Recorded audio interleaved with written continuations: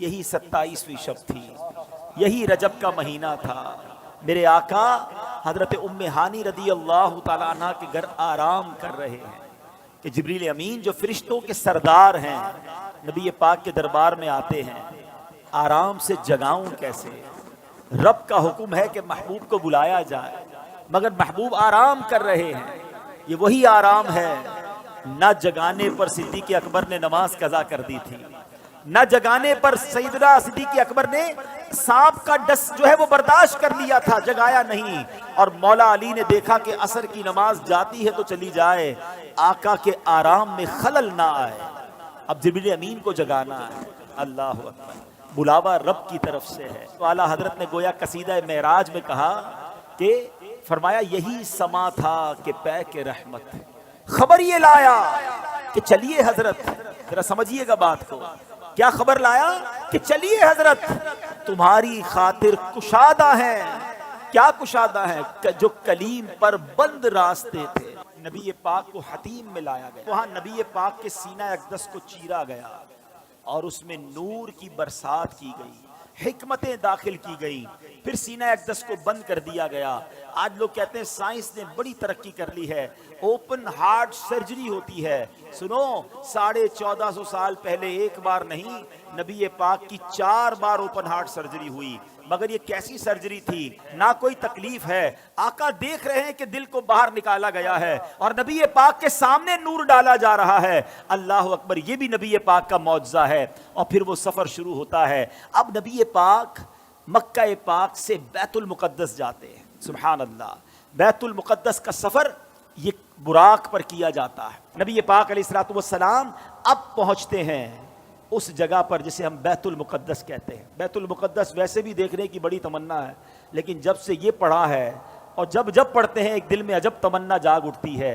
ذرا سوچو تو صحیح کہ کائنات میں ایسی نماز نہ اس سے پہلے ہوئی نہ اس کے بعد ہوگی، جب اس کائنات کے سب سے بہترین افراد یعنی انبیاء کرام کم و بیش 1,24,000 آل ٹوگیدر ونس ٹائم، ایک ہی وقت میں وہ بیت المقدس میں موجود ہیں، صفے تیار ہیں، مؤذن فرشتے ہیں، اقامت دینے والے جبریل امین ہیں۔ اور اب جبریل امین نے عرض کیا حضور اب آپ امامت فرمائیے، امام الانبیاء میرے آقا امامت فرما رہے ہیں۔ سبحان اللہ، سیدی اعلیٰ حضرت امام اہل سنت بڑی پیاری بات لکھتے ہیں، فرماتے کہ وجہ کیا تھی؟ معراج کی رات کی جماعت کیوں جو ہے وہ سجائی گئی، یہ بلایا کیوں گیا سب کو؟ سبحان اللہ، رہتی دنیا کو یہ بتانا تھا۔ اعلیٰ حضرت کہتے ہیں نماز اقصا میں تھا یہی سر، سر کہتے راز کو، عیاں کہتے ظاہر ہونا۔ فرماتے نماز اقصا میں تھا یہی سر، یہی راز تھا کہ عیاں ہو مانائے اول آخر، پتہ چل جائے دنیا کو کون اول ہے کون آخر ہے دست بستہ پیچھے حاضر، سارے ہاتھ باندھے کھڑے ہیں، کون؟ جو سلطنت آگے کر گئے تھے۔ اقصا میں سواری جب پہنچی، اقصا میں سواری جب پہنچی، جبریل نے بڑھ کے کہی تکبیر۔ اقصا میں سواری جب پہنچی، جبریل نے بڑھ کے پڑھی تکبیر۔ نبیوں کی امامت اب بڑھ کر فرماتے ہیں، اللہ اللہ کہو، اللہ اللہ اللہ اللہ اللہ اللہ کہو، اللہ اللہ۔ اب نماز سے میرے آقا فارغ ہوئے، اب آسمان کے سفر کی تیاری ہے۔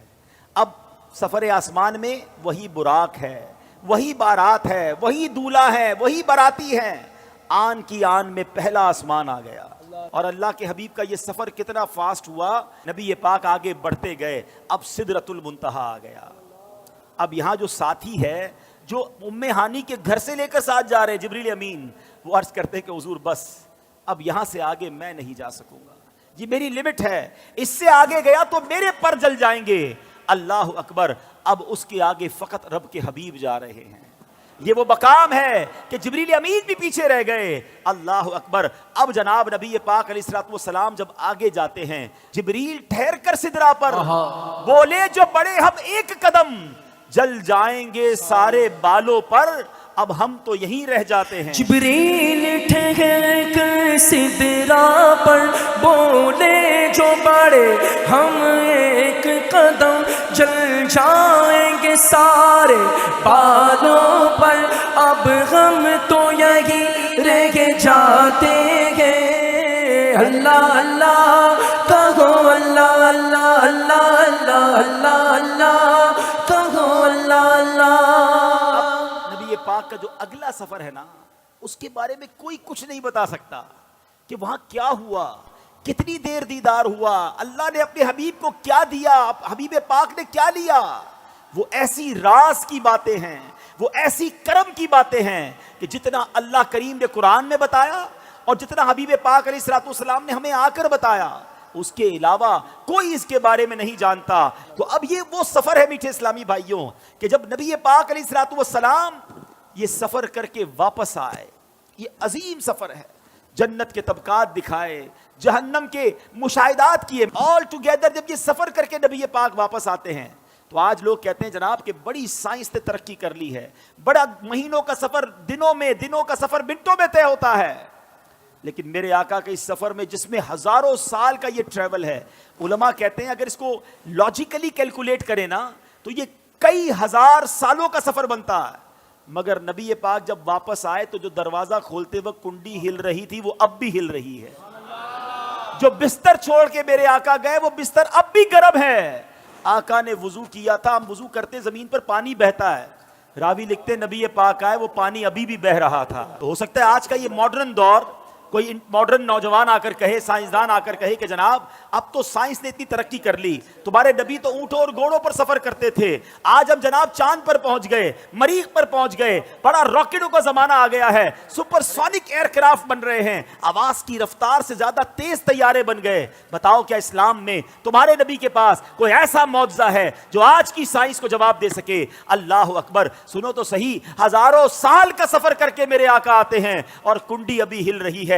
گویا ہوا یہ کہ کم وقت میں نہیں بلکہ نبی پاک نے یہ سارا سفر نو ٹائم میں کیا، وقت وہی ٹھہرا ہوا تھا۔ ماجرا یہ ہے، اب عشق والا جواب سن لو، دراصل بات یہ ہے کہ میرے آقا تو سارے جہان کی جان ہے نا، جب جان چلی گئی تو جہان رک گیا تھا، آقا واپس آئے جہان نے پھر چلنا شروع کر دیا۔ اعلیٰ حضرت کہتے ہیں نا وہ جو نہ تھے تو کچھ نہ تھا، وہ جو نہ ہو تو کچھ نہ ہو، جان ہے وہ جہان کی، جان ہے تو جہان ہے۔